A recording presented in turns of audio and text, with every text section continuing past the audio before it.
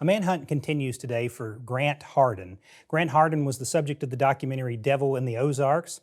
Hardin had been a police officer in several departments before becoming chief of police of a small town in Arkansas. He was eventually convicted of murder of a city employee. When they processed him and got his DNA, they realized that he was also the subject of a 1997 rape of an elementary school teacher in a different place in Arkansas. In that case, 250 people were in a gymnasium for a church service. While they were there, a teacher was alone in her office doing work. When she went to the employee restroom, a man had a gun, kidnapped her, and raped her. That man turned out to be Mr. Hardin. He continued for many years, almost 20 years after that, to have a career in law enforcement, arising to the chief of police and the constable in a county.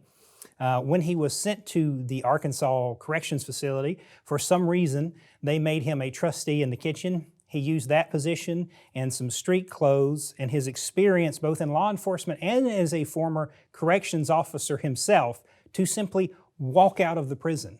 The manhunt continues. The FBI is offering a $20,000 reward for any information which may lead to his capture. The United States Marshal Service is also offering a reward for any information that leads to his capture.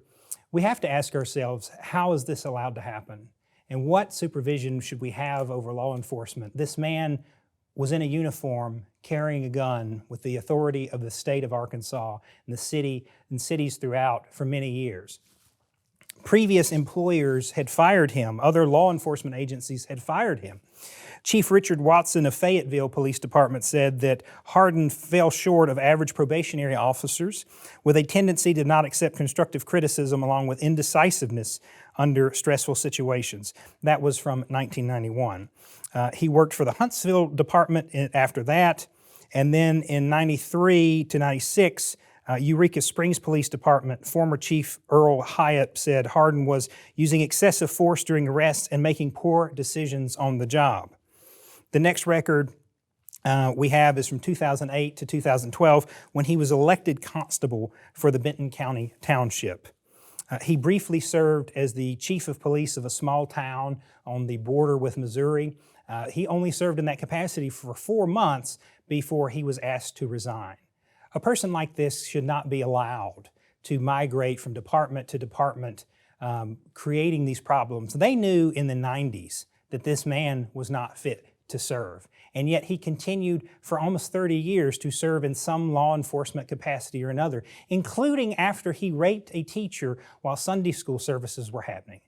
I find this case particularly heinous. As a former prosecutor myself, I am excited that they got him a 50-year sentence, but I have to question the wisdom of the Arkansas Department of Corrections for making this man, this monster, this devil, a trustee in their department. He obviously used that position to help his escape.